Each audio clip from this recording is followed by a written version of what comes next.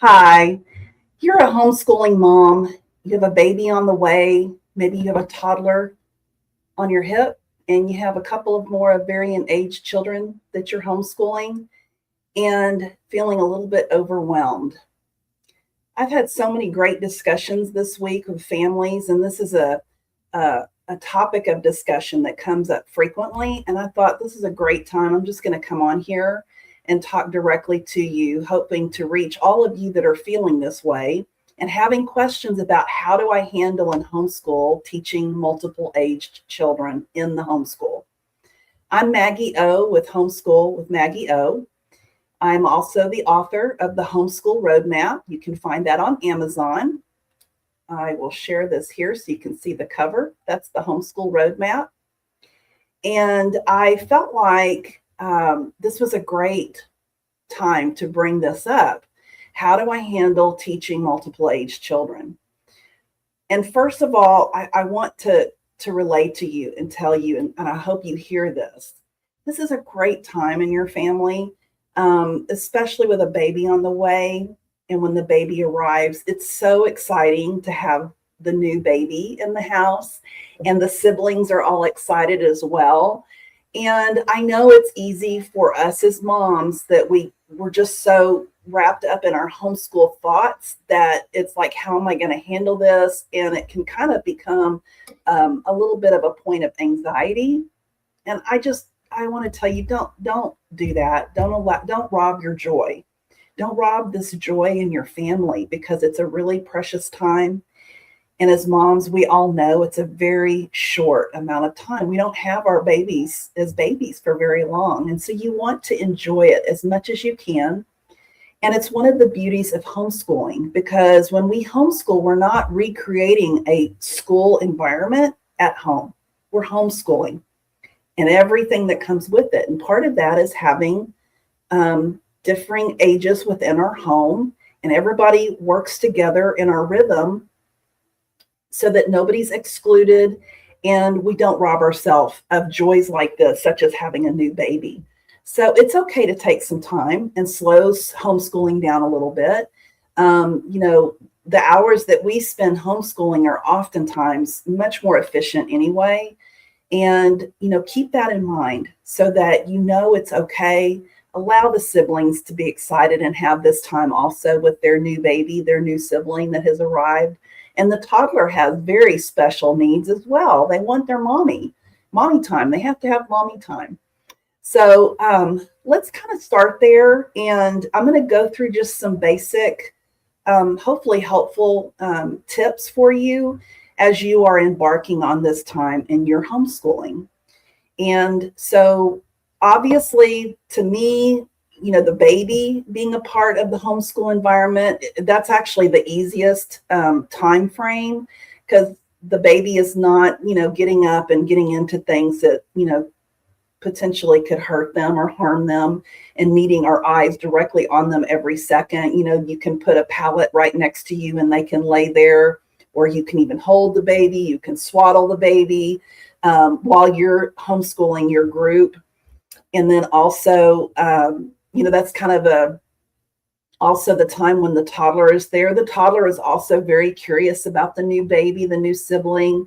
And so I'm going to kind of go into that. And when we talk about toddler, so if they're mobile, moving around, and let's go all the way up until, 3-4 years of age, we're going to kind of focus on that time frame. And the other thing to keep in mind too, and this is important, our homeschooling environment is dynamic, because it's always going to be changing, because the age of our children is changing. So from one year to the next, from one quarter to the next, these things are going to look differently, as they should, and that's okay.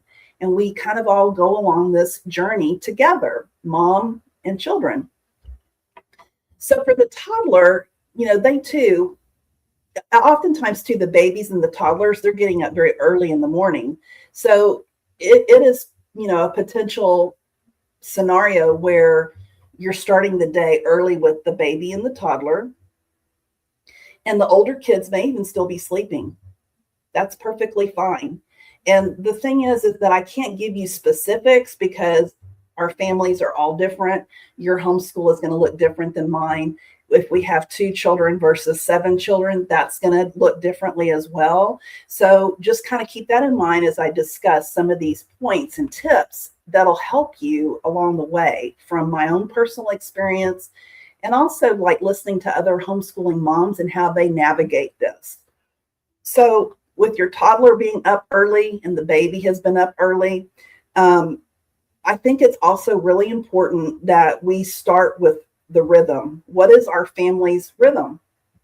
And what does that look like? Instead of being really rigid, like with a time frame, like at 5:30, this needs to happen.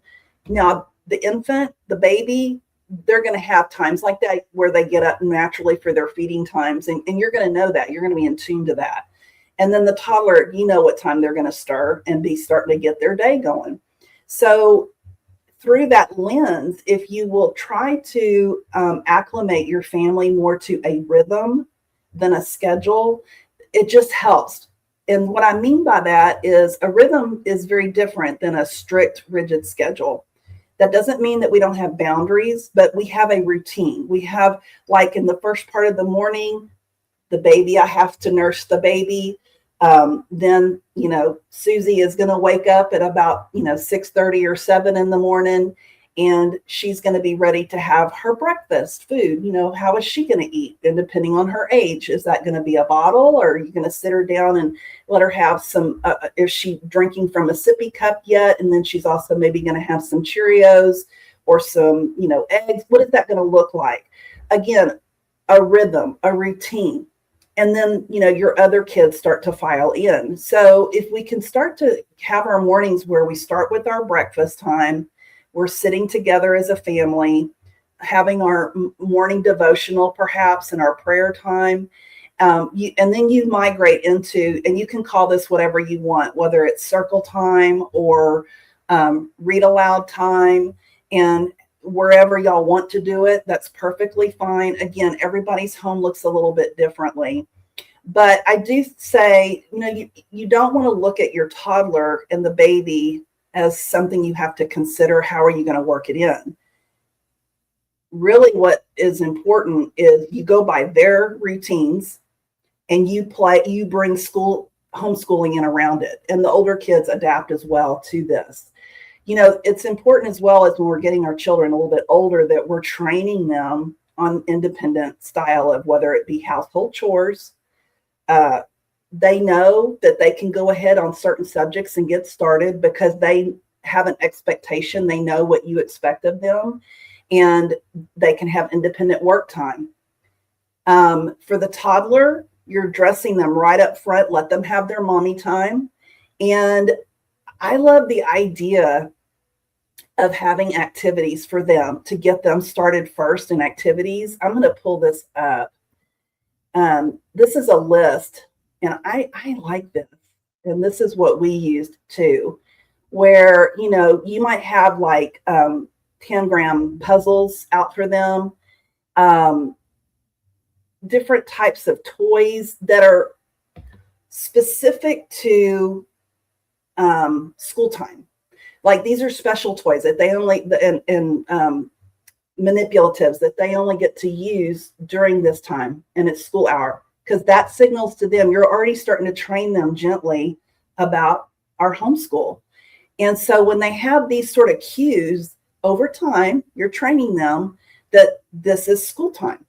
And I just think it's a wonderful way to do this. I like the idea also of getting cubbies or bins, plastic bins. Let me show you this.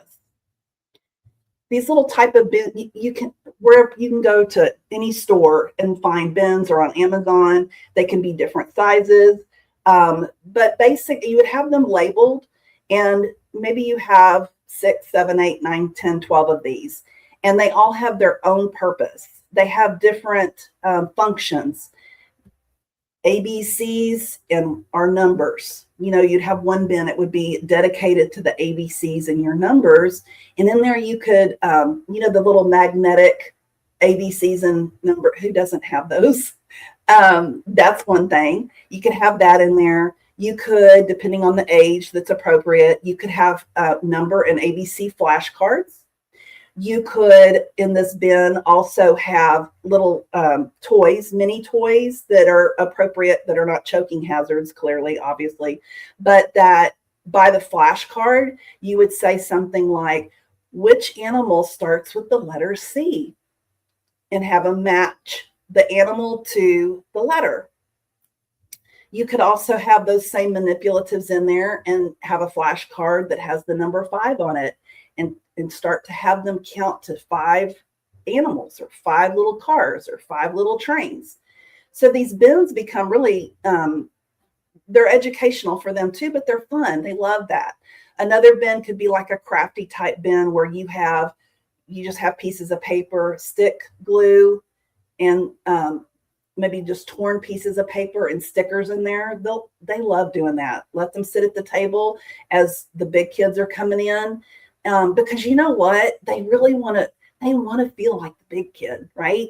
That they're excited. They want to feel important too. Like, I've got my schoolwork and my siblings are doing their schoolwork. This is what I'm doing while they're doing their work.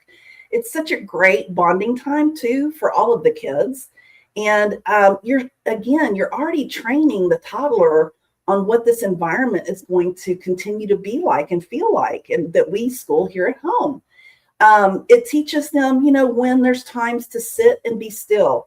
There's times that they can read quietly. Another bin it could have little, those tangram type puzzles. You could have little booklets in there for them that they could have quiet read time in there. And they're only special books that they only use during this time when we're homeschooling. These are great ways to train them. But the point is that you want to include them. The other time then, when we have to switch gears to have more intense one-on-one time with upper level subjects, nap times are gold. So with the toddlers, but babies, if you can get a couple of nap times in a day, we did. We always had like a morning segment of time, and then we had an afternoon segment of time. And that's when you turn and you have your books ready, your math subjects, your writing, language arts subjects, coaching the older children and teaching them on a writing project that they're going to have coming up. And maybe they need a little bit more help, like on sentence structure. That's the time that you spend on that kind of stuff. And science, if they have a science project, that would be a good time to do a science project, or a foreign language. Also incorporate that in those nap times. That's a good time. And I gently want to encourage you. I do sometimes have moms that say, "Oh, my child doesn't nap." I would really encourage you to try to train your child to take a nap time at least once a day.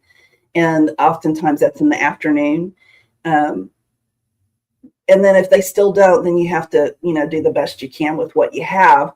And maybe in the nighttime they go to bed early. Guess what happens? You're going to pull out some subjects, and that's when you're going to have your one-on-one time with your older kids. So the nap time is really crucial. So we've covered the toddler and the baby first. We're talking about nap times after you've had like your morning, I call it a morning huddle, or morning circle time, where we're all doing read alouds and our Bible study and stuff before we dive into our day after we've had breakfast. You can even incorporate, like around the breakfast table, you could do some of the flashcarding type stuff then too. Another bin of these bins here, another one would be trivia cards. Those are really great because that serves the younger kids and the older kids, and they all like it. It's fun, like games, trivia games. So this is a great idea to help you, and I encourage you to utilize that. For those of you, this is like an image of the tangram. You can find these on Amazon, and they're helpful too. So, okay. The other part that I like is the idea of during the day at some point in time, maybe it's right after lunchtime or right before lunchtime, where one of the older siblings is teamed up with the toddler or the baby. And it's not for an extended period of time. You can even set a timer so that they know they're not being held, tagged to the toddler all day long for 20 minutes, maybe 30 minutes. You can expand that time. But again, this really does breed relationship building, bonding with their siblings. And that's critical. And it teaches the older kids how to work with younger kiddos. The little kid looks up to their older sibling. It's just this great bonding relationship experience. And so I encourage you to take those times too. And also know that it is okay. In fact, especially with a new baby coming on the horizon, potentially, let's say that's the scenario that we're talking about. The older kids can pitch in with chores. And my kids did. They had their chore list, and it was adapted to whatever they could, do dependent on their age. But I can tell you, like, our mornings started in the barn, early morning barn hours and chores, because we had animals to take care of and feed. The stalls had to be cleaned. Hay needed to be distributed. And they can learn that at a very young age with your supervision. Same thing in the house. You can divvy up, dishes. When they're really small and you're trying to train them on laundry, they can pick out the colors, brights from darks, whites, towels, something simple. Let them put them in piles. As they get older, then you start to train them on how to actually run a wash load, of clothes, when to put it in the dryer. This we need to hang up. Again, it's over time you're doing all this training, but these are life skills. So homeschooling is not just books and worksheets. It's the whole picture, and it depends on your family's rhythm. I will tell you that the more rhythm you have in your homeschool, the much more smoothly your homeschool is going to feel to all of you and run, and everybody's going to know what their part is.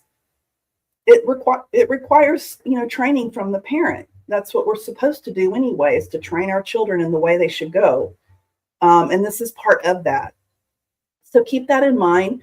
And like these bins that we were just talking about for the toddler, the rule, tell them the rule. The rule is you can only have one bin out at a time. And when you're done playing with that or doing whatever within that bin, if you get tired of it and you're ready to move on to another one, we have to clean our space up first and put it away. Teach them that. That's great training.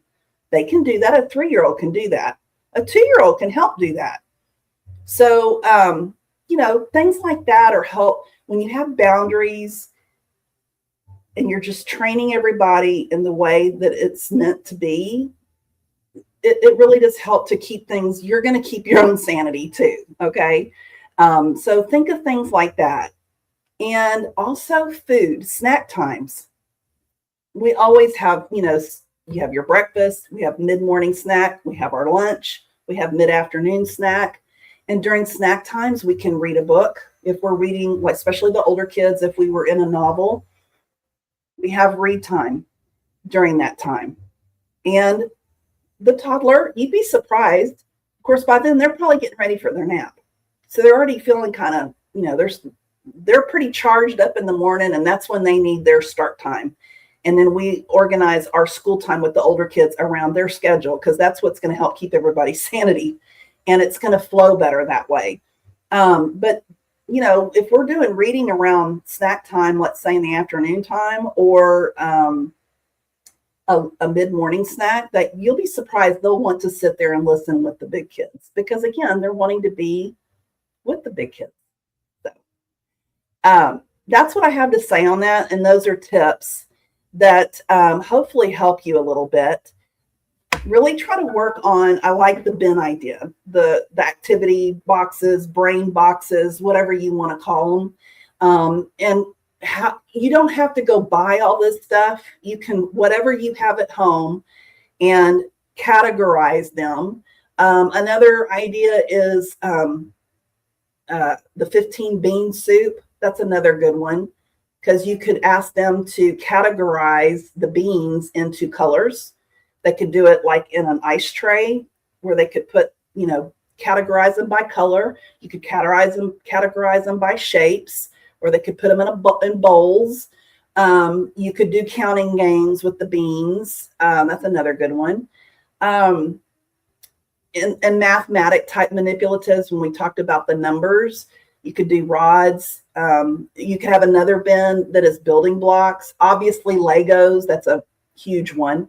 I can tell you that at one point, my kids had so many Legos. In fact, I have a huge bin of Legos. My kids are grown. My kids are now grown. So it's been a long time since I've been in the shoes where perhaps you are right now, where a baby's coming and one is on your hip. But I still remember those days, and I remember homeschooling and all of that. And I loved it. I mean, I absolutely loved it. And again, we're not recreating school at home. We're having a homeschool environment, and curiosity rules, kids' interest rules. You know, we want to cultivate that and nurture that so that they can also be critical thinkers and not just being told what to think, but allow them to learn how to think, how to problem solve. These are all life skills that they stay with us forever. Another activity with the little ones, the toddlers, you could even pull a chair up to your kitchen sink and just fill a basin with soapy water and let them think they're washing dishes. I know it sounds silly. They love that. They just think that's the coolest thing. Either the older sibling could be their little 20-minute time that they're, bonded together for that 20 minutes while I'm getting something done. Maybe I need to go, clean a bathroom or something. Or I'm needing to go through some papers that we're working with for when the little one goes to sleep. I already know what we're working on. This is kind of how you juggle all this. Is it a busy day? It is a very busy day. But you can absolutely do this. And I hope some of these, I'm trying to think of other ideas. I could go on and on about this. I hope that this helps you and that you embrace this, because it's a wonderful time. And we all know it doesn't last very long. You only have them for such a short amount of time. And while the academics are absolutely critical as we go up in age, and to make them, to make sure that our children are ready post high school graduation for whatever they choose, whether they're wanting to be an entrepreneur or join the military, or if they have desires to go to a university, we want to ensure that they are well equipped. And at the same time, though, we're also developing the next generation. And we want to, really have some civic mindedness. We want them to know their creator in a very intimate way, and having a peaceful home with mom and dad. I just think this is such an important time, and you don't get it back. So make the most of it, and make sure you're including the toddler and the baby. Don't think of them as something that needs to just go sit over there and, have their own little world. They are part of your family, and it'll all work out. And, we had a busy home life. We had a busy routine. Like I said, we had animals. My kids had their activities almost every night out of the house. We were out of the house because they were involved heavily in athletics. And then the weekends, their games, their tournaments, whatever it is. We had rodeo weekends. So it was busy, but it was a really, really great experience. It's a wonderful journey and adventure. And I really love how the family cohesively stays together, even when they're adults. You have such a close relationship with your kids, and each one of them has their own individual relationship with you, and they're close to their siblings. And that's really cool too. And I love that. So I hope these tips have helped you a little bit, and happy homeschooling. I'll see you in the next video.